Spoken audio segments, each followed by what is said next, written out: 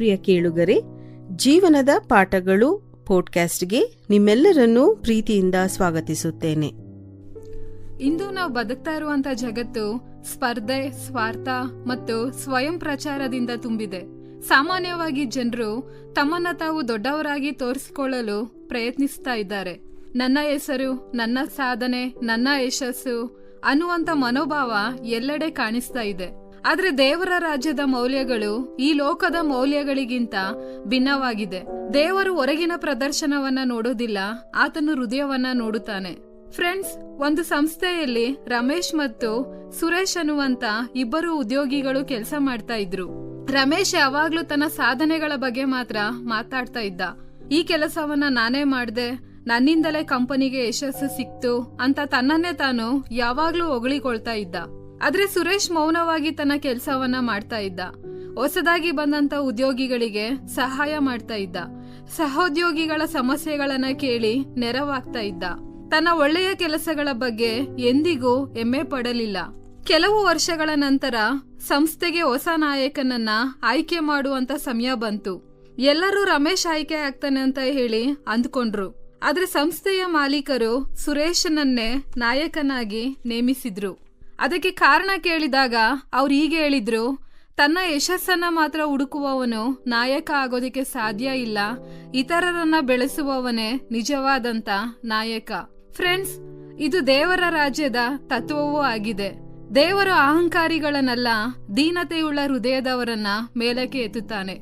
ಮೊದಲನೆಯದಾಗಿ ದೀನತೆ ಯೇಸು ಸ್ವಾಮಿಯ ಸ್ವಭಾವ ಕೂಡ ಆಗಿತ್ತು. ಯೇಸು ದೇವರಾಗಿದ್ದರೂ ಸೇವಕರ ರೂಪವನ್ನ ಧರಿಸಿದನು. ಆತನು ಶಿಷ್ಯರ ಕಾಲುಗಳನ್ನ ತೊಳೆಯುವಂಥದ್ದು ಆ ಕಾಲದಲ್ಲಿ ಸೇವಕರ ಕೆಲಸ ಆಗಿತ್ತು. ಆದ್ರೂ ಯೇಸು ಸ್ವಾಮಿ ಆ ಕೆಲಸವನ್ನ ಮಾಡೋದಿಕ್ಕೆ ಹಿಂಜರಿಯಲಿಲ್ಲ. ದೀನತೆ ಅಂತ ಹೇಳಿದ್ರೆ ನಮ್ಮ ಸ್ಥಾನವನ್ನ ಕಳೆದುಕೊಳ್ಳೋದಲ್ಲ, ಇತರರನ್ನ ಗೌರವಿಸುವಂಥದ್ದು. ಹಾಗಾಗಿ ಮನೆಯಲ್ಲಿ, ಕೆಲಸದಲ್ಲಿ, ಸಭೆಯಲ್ಲಿ ಸೇವೆ ಮಾಡೋದಿಕ್ಕೆ ಹಿಂಜರಿಬೇಡಿ. ಎರಡನೇದಾಗಿ, ದೀನತೆ ದೇವರ ಕೃಪೆಯನ್ನ ಆಕರ್ಷಿಸ್ತದೆ. ದೇವರ ವಾಕ್ಯ ಸ್ಪಷ್ಟವಾಗಿ ಹೇಳ್ತದೆ, ದೇವರು ಅಹಂಕಾರಿಗಳನ್ನ ವಿರೋಧಿಸುತ್ತಾನೆ, ಆದರೆ ದೀನರಿಗೆ ಕೃಪೆಯನ್ನ ಕೊಡುತ್ತಾನೆ. ಅಹಂಕಾರ ಮನುಷ್ಯನನ್ನ ದೇವರಿಂದ ದೂರ ಮಾಡ್ತದೆ. ಅಹಂಕಾರ ವ್ಯಕ್ತಿ ನನಗೆಲ್ಲವೂ ಗೊತ್ತು, ನನಗೆ ದೇವರ ಸಹಾಯ ಬೇಕಿಲ್ಲ ಅನ್ನುವಂತ ಮನೋಭಾವವನ್ನ ಹೊಂದಿರ್ತಾನೆ. ಆದ್ರೆ ದೀನ ವ್ಯಕ್ತಿ ಹೀಗೆ ಹೇಳ್ತಾನೆ, ದೇವ್ರೆ, ನಿನ್ನ ಕೃಪೆ ಇಲ್ಲದೆ ನಾನು ಏನೂ ಮಾಡೋದಿಕ್ ಸಾಧ್ಯ ಇಲ್ಲ. ಫ್ರೆಂಡ್ಸ್, ನಮ್ಮ ಶಿಕ್ಷಣ, ಪ್ರತಿಭೆ, ಅನುಭವ, ಸಂಪತ್ತು ಇವೆಲ್ಲವೂ ಕೂಡ ದೇವ್ರು ಕೊಟ್ಟಂತ ವರಗಳು. ಅವುಗಳ ಬಗ್ಗೆ ಹೆಮ್ಮೆ ಪಡೋದಕ್ಕಿಂತ ಅವುಗಳನ್ನ ದೇವರ ಮಹಿಮೆಗಾಗಿ ಬಳಸಬೇಕು. ಮೂರನೇದಾಗಿ, ದೀನತೆ ಸಂಬಂಧಗಳನ್ನ ಬಲಪಡಿಸ್ತದೆ. ಸ್ವಾರ್ಥ ಸಂಬಂಧಗಳನ್ನ ಮುರಿತದೆ, ಆದ್ರೆ ದೀನತೆ ಸಂಬಂಧಗಳನ್ನ ಕಟ್ಟುತ್ತದೆ.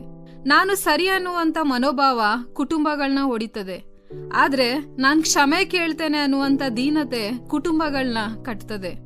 ಒಂದು ಉದಾಹರಣೆ, ಒಂದು ಕುಟುಂಬದಲ್ಲಿ ಕೆಲವೊಂದು ವರ್ಷಗಳ ಕಾಲ ಮಾತಿಲ್ಲದೆ ಇರುವಂತ ಇಬ್ರು ಸಹೋದರರಿದ್ರು. ಒಬ್ಬನು ಮೊದಲು ಕ್ಷಮೆ ಕೇಳ್ದ, ಅವ್ರ ಸಂಬಂಧ ಪುನಃ ಆರಂಭ ಆಯಿತು. ದೀನತೆಯ ಒಂದು ಮಾತು ಅನೇಕ ಗಾಯಗಳನ್ನ ಗುಣಪಡಿಸ್ತದೆ. ನಾಲ್ಕನೇದಾಗಿ, ದೀನತೆ ಸೇವೆಯ ಮನೋಭಾವವನ್ನ ಬೆಳೆಸ್ತದೆ. ಯೇಸು ಸ್ವಾಮಿ ಹೇಳಿದ್ರು, ನಿಮ್ಮಲ್ಲಿ ದೊಡ್ಡವನಾಗಬೇಕಂತ ಇರುವವನು ನಿಮ್ಮ ಸೇವಕನಾಗಿರ್ಲಿ.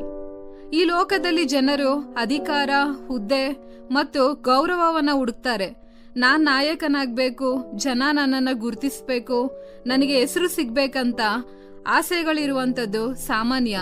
ಆದ್ರೆ ದೇವರ ರಾಜ್ಯದಲ್ಲಿ ದೊಡ್ಡತನದ ಅಳತೆ ವ್ಯತ್ಯಾಸ ಆಗಿದೆ. ದೇವ್ರು ಕೇಳುವಂತದ್ದು ನೀನ್ ಎಷ್ಟು ಜನರಿಗೆ ಸೇವೆ ಮಾಡ್ದೆ ಅನ್ನುವಂಥದ್ದೇ ಹೊರತು ಎಷ್ಟು ಜನ ನಿನಗೆ ಸೇವೆ ಮಾಡಿದ್ರು ಅನ್ನುವಂಥದ್ದಲ್ಲ.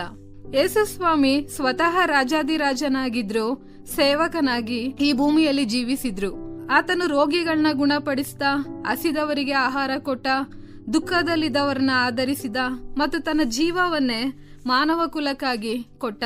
ಫ್ರೆಂಡ್ಸ್, ನಿಜವಾದಂತ ಸೇವೆಗೆ ಹೊಗಳುವಂತ ಅಗತ್ಯವಿಲ್ಲ.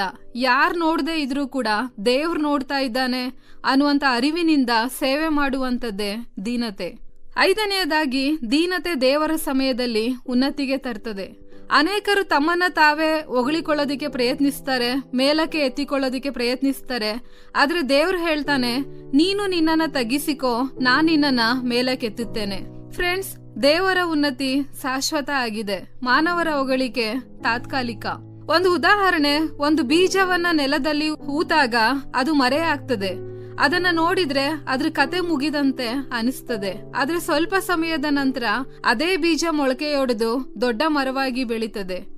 ಹಾಗೆಯೇ ದೀನತೆಯಿಂದ ದೇವರ ಕೈಯಲ್ಲಿ ನಮ್ಮನ್ನ ಒಪ್ಪಿಸಿದಾಗ ದೇವರು ತನ್ನ ಸಮಯದಲ್ಲಿ ನಮ್ಮನ್ನ ಬೆಳೆಸಿ ಉನ್ನತಿಗೆ ತರ್ತಾನೆ.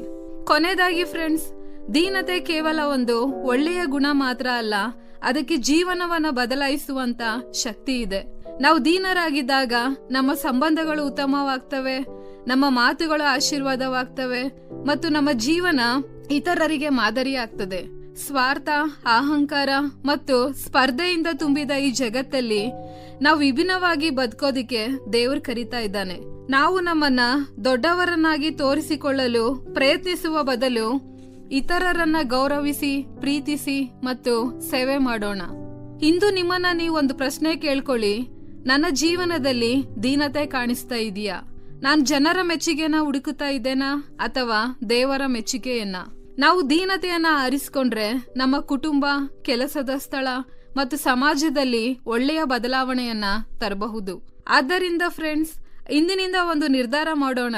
ನಾನು ಅಹಂಕಾರದಿಂದಲ್ಲ, ದೀನತೆಯಿಂದ ಬದುಕುತ್ತೇನೆ. ನನ್ನ ಜೀವನದ ಮೂಲಕ ದೇವರ ನಾಮವನ್ನ ಮಹಿಮೆ ಪಡಿಸುತ್ತೇನೆ ಎಂಬುದಾಗಿ. ಈ ಕಾರ್ಯಕ್ರಮದ ಬಗ್ಗೆ ನಿಮ್ಮ ಅಭಿಪ್ರಾಯ, ಸಲಹೆಗಳು ಹಾಗೂ ಯಾವುದೇ ಪ್ರಾರ್ಥನಾ ಮನವಿಗಳಿದ್ದಲ್ಲಿ ನಮ್ಮ ದೂರವಾಣಿ ಸಂಖ್ಯೆಗೆ ನೀವು ಕರೆ ಮಾಡಬಹುದು. ನಮ್ಮ ದೂರವಾಣಿ ಸಂಖ್ಯೆ 9920260653. ನಿಮ್ಮ ಅಭಿಪ್ರಾಯಗಳನ್ನು ಇಮೇಲ್ ಮೂಲಕವೂ ನಮಗೆ ತಿಳಿಸಬಹುದು. ನಮ್ಮ ಇಮೇಲ್ ID info@fibaonline.org. ವಂದನೆಗಳು.